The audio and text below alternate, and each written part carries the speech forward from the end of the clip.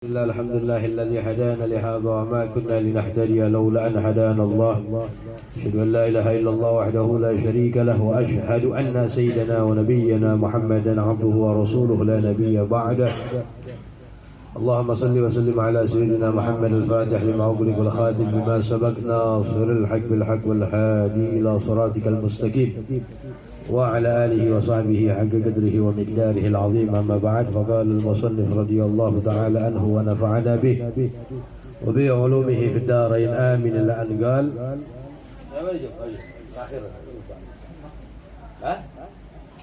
Kita busolah. Kita busolah. Kita musolah ini. Iya. Baru itu kemarin baru habis. Oh iya betul. Kemarin kan masalah itu. Head. Iya. Al-hadas nana. Kalian baca ini ada di 3 tempat. Bismillahirrahmanirrahim. Kitabus salati. Ta'rifus salati lughatan. Definisi daripada as-salat lughatan secara bahasa, ad-du'a adalah memohon. Itu secara bahasa. Wagila, ada pendapat mengatakan ad-du'a bi khairin, memohon tapi memohon yang baik. Memohon yang baik. Kalau pendapat yang pertama ad-du'a mohon apa aja tuh? Mau baik mau enggak baik. Itu secara lughatan bahasa. Tapi ada pendapat mengatakan ad-du'a bi khairin, memohon yang baik. Wa syar'an, dan secara syar'an, istilahan syar'i, apa itu salat? Aqwalun, ucapan-ucapan. Wa af'alun, gerakan-gerakan atau perbuatan-perbuatan. Muftatahatun bin takbir, yang dimulai dengan takbiratul ihram. Salat mulainya apa? Kapan pertamanya? Takbiratul ihram. Wa muhtatamatun bitaslim, dan diakhirkan dengan salam ghaliban, secara biasanya. Secara biasa. Jadi definisi salat, ucapan-ucapan, gerakan-gerakan yang dimulai dengan takbir, yang diakhirkan dengan apa? Salam secara biasanya. Quyudut ta'rif, keterangan-keterangan ta'rif definisi. Ghaliban, apa sih makna ghaliban? Kenapa ditambahkan ghaliban? Ucapan-ucapan, gerakan-gerakan yang dimulai dengan takbir, yang diakhirkan dengan salam, ghaliban secara biasanya sholat begitu. Berarti ada yang tidak biasa. Berarti ada yang tidak biasa. Makanya dibahas. Gauluhu ghaliban, arti ghaliban kebiasaannya atau kebanyakannya sholat begitu. Kharaja bihi, dikecualikan darinya annahu qad takunu as-salatu katali, bahwasanya kadang-kadang ada sholat katali sebagaimana yang akan datang. Yang pertama aqwalan la af'alan, ada kalanya sholat berupa ucapan tapi tidak ada gerakan. Ucapan doang, nggak ada gerakan. Definisi yang awal tadi apa? Ucapan-ucapan dan gerakan. Secara biasanya begitu, secara kebanyakannya sholat begitu. Tapi ada yang kadang-kadang sholat yang tidak seperti biasanya. Apa yang seperti tidak biasanya? Pertama, aqwalan la af'alan. Kadang-kadang ada sholat hanya ucapan saja tapi tidak ada gerakan. Ke sholatul janazah, seperti sholat jenazah. Sholat mayit. Cuma apa? Baca aja. Yang enggak ada ruku, enggak ada i'tidal, enggak ada sujud, enggak ada duduk di antara dua sujud. Cuma ucapan aja. Aja. Yang kedua contohnya wassalatil marbud, salatnya orang yang diikat, bihablin, dengan tali. Masalan contohnya misalnya, salatnya orang yang diikat dengan tali. Orang diikat di tiang misalnya, diri. Iya. Salat wajib enggak? Nah, sholat wajib nggak? Selagi masih berakal wajib sholat. Loh, dia kan nggak punya wudu. Iya, nggak bisa wudu. Tayamum pun nggak bisa. Sedangkan dia dalam keadaan nggak punya wudu. Sholat untuk menghormati waktu. Yusalli li hormatil waktu. Ya sholat. Dalam keadaan diri, nggak menghadap kiblat. Mau hadap kiblat diikat dari sono misalnya haranya. Gimana? Ya udah sholat untuk menghormati waktu. Nanti wajib diqadha'nya. Sholat orang yang diikat begitu, tetap wajib sholat. Gimana? Orang yang bebas, yang apa namanya? Yang nggak diikat, yang bebas, tapi tidak mengerjakan daripada sholat. Yang diikat begini aja wajib. Sakit parah, udah baring aja di rumah dah. Sholat wajib gak? Wajib. Jadi madama yaqil, selagi orang masih berakal, sholat yang 5 waktu adalah wajib. Saking penting perkara daripada sholat. Karena menentukan tuh, awwalu ma yuhasabu bihil abdu yaumal qiyamah as-shalah. Yang pertama kali akan dihisab dari amal seorang hamba adalah sholat. Dan menentukan fa'in sholahat, apabila sholatnya baik, bagus, sholaha sairu amali, maka seluruh amalnya jadi baik. Wa in fasadat, apabila sholatnya rusak. Apa rusak? Di sini rusak, bisa dia nggak mendatangkan sholat, bisa dia sholat tapi nggak memenuhi rukun atau syaratnya, nggak belajar dia, maka seluruh amalnya rusak, nggak diterima oleh Allah Subhanahu wa Ta'ala. Na'udzubillahi min dzalik. Allah fi shalah. Makanya perkara yang sangat penting sekali. Ya, kadang-kadang kita lebih marah anak kita rusak barang dunia kita. Tapi kalau anak kita nggak sholat biasa aja. Oh, ini hati-hati. Ini hati-hati. Al-Imamul Haddad menyinggung tuh dalam kitab An-Nasaih Diniyah wal Wasayah Imaniyah. Kata Imam Haddad, kamu harus lebih marah, lebih keras. Marahnya kamu kepada keluarga kamu yang meninggalkan sholat melebihi marahnya kamu apabila keluarga kamu merusak barang kamu. Contohnya misalnya begini, kita punya anak nih, HP kita dicelepin ke kolom, marah gak tuh? Marah. Digambarin marah tuh. Kata Imam Haddad, marahnya ente harus lebih dari marahnya anak ente merusak barang dunia ente apabila dia meninggalkan daripada sholat. Bahkan kata Al-Imamul Haddad, perintahin, nggak mau, kerasin, dikerasin masih nggak mau juga, usir, kata Imam Haddad. Fa innahu syaitan la barakata fih, karena sesungguhnya itu orang syaitan, nggak ada berkahnya, kata Imam Haddad. Berarti itu piara sial di rumah namanya itu. Makanya penting itu jangan sampai ada. Ku anfusakum wa ahlikum nar. Jaga diri kita, jaga keluarga kita. Ya, cukup hanya diri kita saja, tapi membiarkan mereka. Ada misalnya ada di antara kita orang yang masih nggak sholat, dakwain sedikit demi sedikit, perintahin sholat. Kalau udah dibilangin masih nggak mau juga, yang begini nggak apa-apa, di boikot. Jangan berteman, jangan ngomong, nggak apa-apa. Ya, orang yang demikian memboikotnya dengan tujuan apa? Karena dia apa? Menghinakan syariat Allah, berani kepada Allah. Tujuannya begitu, bukan kepada zat manusianya, bukan. Biar jerah dia. Nah, begitu, sehingga daripada keluarga kita menjadi orang yang muqimus shalah, yang mendirikan daripada salat. Contohnya lagi, wal marid alladhi yujri arkanas salati ala qalbi. Orang yang sakit yang menjalankan rukun-rukun salat di dalam hatinya. Orang sakit udah rebahan aja dia, tapi masih sadar dia, masih paham, udah nggak kuat diri, duduk nggak bisa. Salat wajib. wajib. Karena ada tartib, nggak bisa diri boleh duduk, nggak bisa duduk, muftajian, sholat miring, miring ya, miring. Yang paling afdal palanya di kanan, kakinya di kiri, miringin, pala sama badannya menghadap kiblat, miring begini. Kiblat sana ya, masih, oh sono, berarti miring begini dia, pala di sana. Boleh pala di sini boleh, tapi afdal di sana.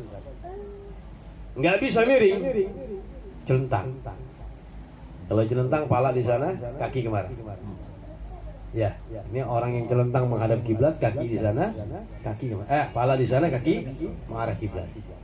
Nanti palanya diangkat sedikit dengan sesuatu, pakai bantal misalnya. Kalau rumah sakit ada setelannya, betul, begitu.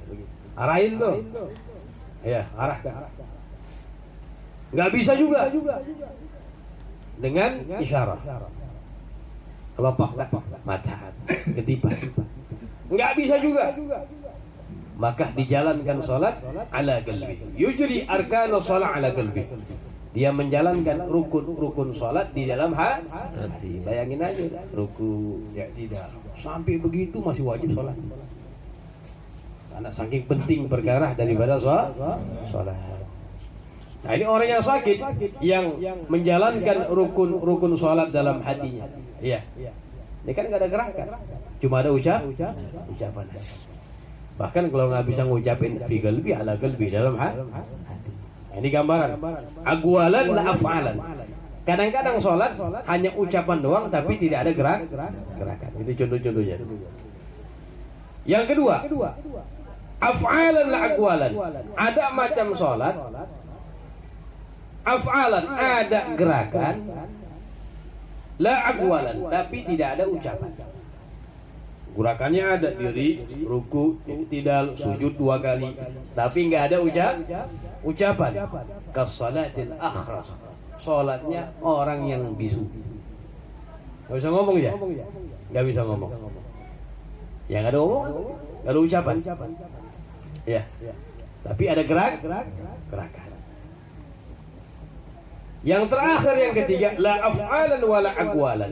Tidak ada gerakan, juga tidak ada ucapan. Wala gerakan, wala ucapan. Siapa nih? Kesian nih. Kasalatil akhras al-marbud. Salatnya orang yang bisu yang diikat. Udah bikin diikat. Salat. Ucapin nggak bisa. Gerakan juga diikat nggak bisa. Ini makna daripada definisi yang kita bahas ghaliban. Jadi salat definisinya aqwalun, ucapan-ucapan, wa af'alun, gerakan-gerakan. Muftatahatun bit takbir, yang dimulai dengan takbiratul, wa muhtatamatun bit taslim, dan diakhirkan dengan salam. Ini ucapan ghaliban, secara kebanyakannya model salat begitu. Ada ucapan, ada gerakan. Yang dimulai dengan salam, diakhirkan dengan dimulai dengan takbir, diakhirkan dengan salam. Kebanyakannya begitu. Maka kalimat ghaliban kebanyakan diperinci. Kenapa sih mesti ulama ada yang memasukkan definisi ghaliban secara kebanyakannya sholat begitu? Diterangin. Karena kadang-kadang ada sholat yang cuma ucapan doang tapi nggak ada gerak. Sholat jenazah. Orang yang sakit, iya nggak bisa bergerak. Orang yang diikat, ucapan doang, nggak ada gerakan.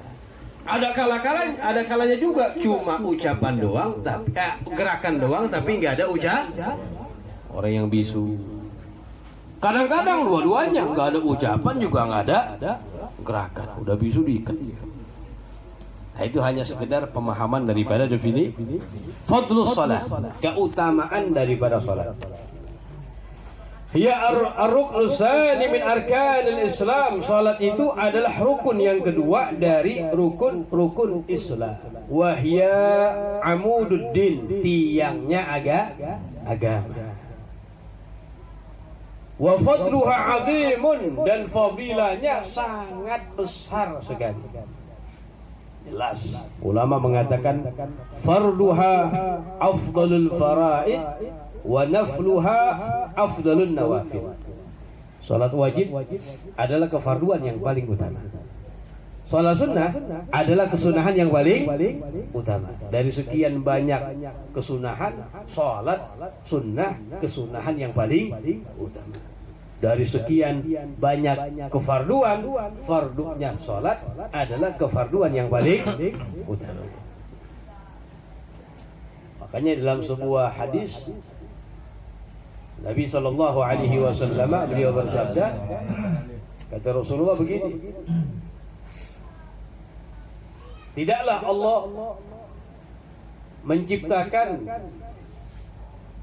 sesuatu, dikatakan tidaklah Allah, ada makna hadis, makna hadisnya begini, ya. Amal ibadah yang Allah fardukan kepada hamba yang paling Allah senangi adalah salat. Adalah salat. Kalau seandainya ada sesuatu yang lebih Allah senangi daripada salat, maka niscaya para malaikat akan beribadah dengan sesuatu tersebut. Tapi ternyata ada malaikat yang diciptakan oleh Allah dari sejak diciptakan dalam keadaan berdiri. Ada yang diciptakan sama Allah dalam keadaan ruku sampai hari kiamat. Ada yang diciptakan oleh Allah sejak awal dalam keadaan sujud sampai hari kiamat. Yang mana semuanya ini adalah gerakan-gerakan salat. Makanya lau kana syai'un ahabba ilaihi la ta'abbada bihil malaikatu. Kalau seandainya ada sesuatu yang lebih disenangi oleh Allah daripada salat, kefarduan yang difardukan oleh Allah kepada hambanya, maka niscaya malaikat akan beribadah dengan sesuatu tersebut. Tapi ternyata enggak. Malaikat ada yang diciptakan dari awal sampai akhir berdiri. Ada yang diciptakan dari awal sampai akhir dalam keadaan ruku, dalam keadaan sujud, yang semuanya ini adalah gerakan-gerakan salat, menunjukkan keutamaan daripada salat. Kama waradat bil ayat al-Qur'aniyah wal ahaditsun nabawiyah. Jadi fadilahnya sangat besar sebagaimana datang disebutkan dalam Al-Qur'an dan hadis-hadis Nabi sallallahu alaihi wasallam. Min dzalik qauluhu ta'ala, di antaranya firman Allah, wa aqimis salata li dzikri. Kalian dirikanlah salat li dzikri, untuk mengingat kepadaku. Mengingat kepada Allah. Makanya ada istilah as-salatu mi'rajul mu'min. Mi'rajnya orang mukmin salat. Ya. Dan salat ini salat yang dalam kisahul Mi'raj, ketika Nabi kita Muhammad sallallahu alaihi wasallam bermusyahadah, berjumpa, menyaksikan zat Allah Subhanahu wa taala, yang mana itu adalah kenikmatan atau puncak kenikmatan segala-galanya. Nabi nggak mau keluar dalam puncak kenikmatan, udah enak, udah ngapain keluar lagi? Arada Nabi sallallahu alaihi wasallam alla yakhruj min tilkal hadrah lima wajadahu min ladzatil musyahadah. Nabi nggak mau keluar karena menyaksikan kelezatan, kenikmatan yang luar biasa. Padahal masih ada tugas untuk disampaikan kepada siapa? Kepada umat. Maka Allah berfirman kepada Nabi Muhammad, al-halah allati syahidtaha al-an aj'aluha laka fi shalah. Allah berfirman kepada Muhammad, wahai Nabi Muhammad, keadaan yang kamu saksikan sekarang yang begitu nikmat, puncak kenikmatan, aku jadikan di dunia di dalam salat kamu. Dalam salat Nabi Muhammad. Makanya Rasulullah kalau sudah tiba saatnya salat, dia mengatakan kepada sahabat Bilal, arihna biha ya Bilal. Bilal, cepat hibur kami, kumandangkan azan.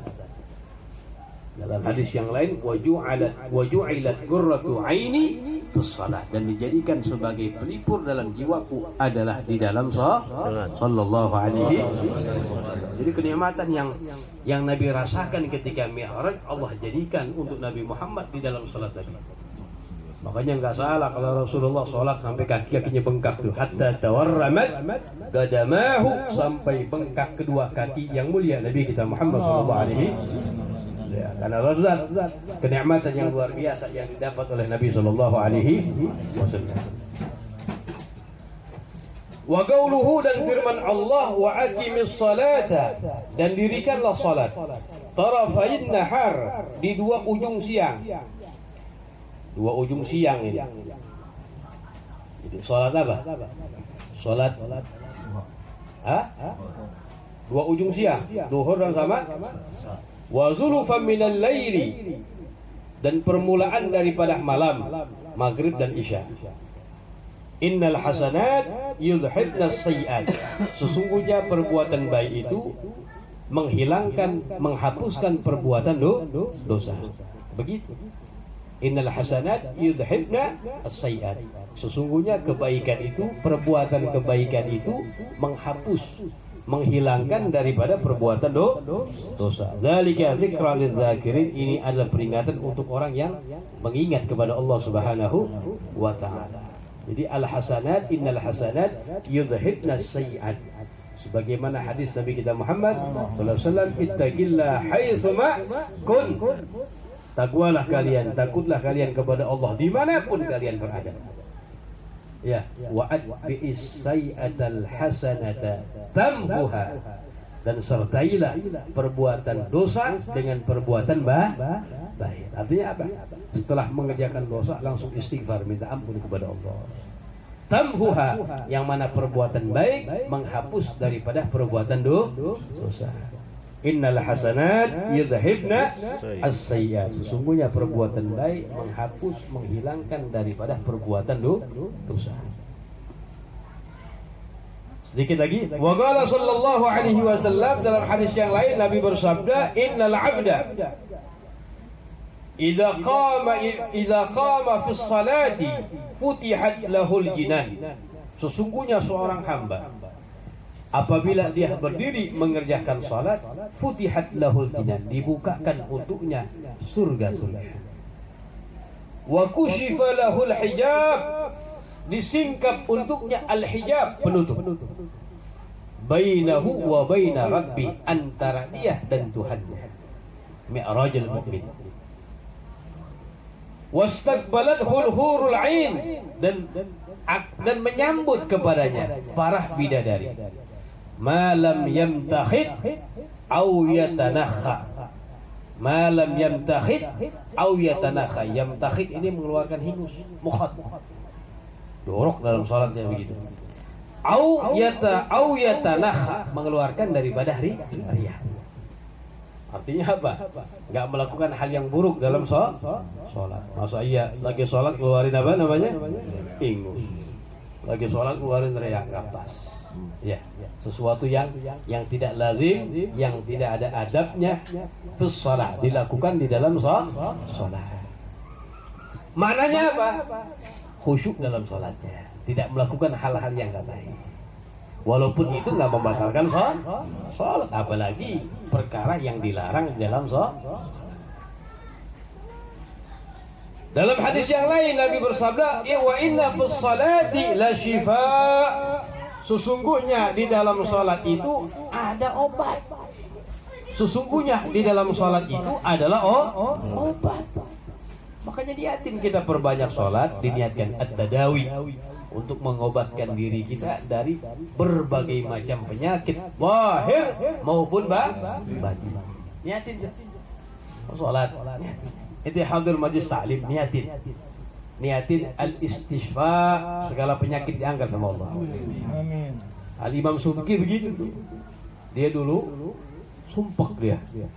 Saking banyaknya murojaah, mengulang pelajaran, pusing palanya. Minta izin sama gurunya biar nggak masuk, ya, pusing namanya. Pusingnya lain tuh, mikirin belajar, ilmu. Kasratul murajaah. Apa kata gurunya? Tetap hadir.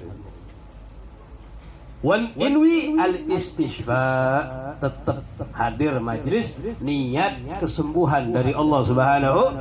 Akhirnya dia hadir di majlis, hilang penyakitnya. Begitu. Semuanya nih amal ibadah yang kita lakukan diniatkan al-istishfa, kesembuhan baik. Niat yang baik tapi pasang di situ. Hadul majlis ta'lim biar apa? Allah bukakan segala urusan yang sulit buat kita. Begitu. Kita sholat diniatkan begitu. Nabi katakan, inna fis salati la shifa. Sesungguhnya di dalam sholat itu adalah obat, sembuhan. Ya. Harus dengan yakin. Dalam hadis yang lain Nabi bersabda, wa ju'ilat qurratu aini fis shalah. Dan dijadikan qurratu aini, pelipur dalam kedua mataku, yang menyejukkan daripada mataku hatiku fis shalah, dalam salat. Dalam hadis yang lain Nabi bersabda, innal 'abda idza qama, sesungguhnya seorang hamba apabila berdiri, yusalli, dia salat, u'tiya dzunubih, lagi salat, dosanya ditaruh di situ, didatangkan dosanya dia. Fawudi'at ala ra'si, diletakkan di atas kepalanya. Au ala atikihi, atau di atas daripada pundaknya. Fa kullama raka', setiap kali dia rukuk, au sajad, atau dia sujud, tasaqatat anhu, maka berjatuhan dosanya. Begitu tuh. Ya. Maka di antara amal ibadah pelemburan dosa ya salat. Ya, disebutkan orang yang sholat berdiri, dosanya itu didatangkan, diletakkan di kepalanya, diletakkan di pundaknya. Setiap dia ruku, setiap dia sujud, maka berjatuhan itu dosanya, menghapuskan daripada dosa. Jadi begitu. Ya, perbanyak. Makanya salafun saleh memperbanyak sholat. Ada sahabat cerita, sahabat ini cerdas, dia minta sama Nabi agar dia dijadikan oleh Rasulullah murafaqah, pendamping Nabi fil jannah, dalam surga. Oh, ini magom luar biasa, permintaan yang sangat luar. Disuruh minta sama Nabi, dia minta sesuatu yang hebat. Apa? Biar nemenin Nabi, pendamping Nabi dalam surga. Wah, ini permintaan luar biasa. Yang lain minta dunia, minta apa misalnya, ya bisa doain sama Rasulullah, kabul hajat. Ini permintaan hebat. Mintanya apa? Ya Allah, ya Rasulullah, jadikan saya sebagai pendamping engkau di dalam surga. Hebat permintaan ini. Ya. Puncak permintaan ini. Karena Rasulullah apa? Al-Firdausul A'la, yang tertinggi yang Allah berikan untuknya. Kata Rasulullah, iya saya akan lakukan. Saya akan mohon kepada Allah. Tapi fa'inni, kamu bantu aku, kata Rasulullah. Di samping saya doain, kamu juga bantu aku. Apa? Bikasratis sujud, biar banyak sujud kepada Allah. Artinya apa? Banyak sholat. Ya. Jangan cuma minta, tapi bantu aneh juga, kata Nabi, untuk memperlancar, permudah urus atau permintaan ente, cepat Allah gabulkan. Allah akan gabulkan hajat, cita-cita yang ente harapkan, menjadi pendampingku dalam surga. Bantuin anak, kata Nabi, ente perbanyak daripada sholat.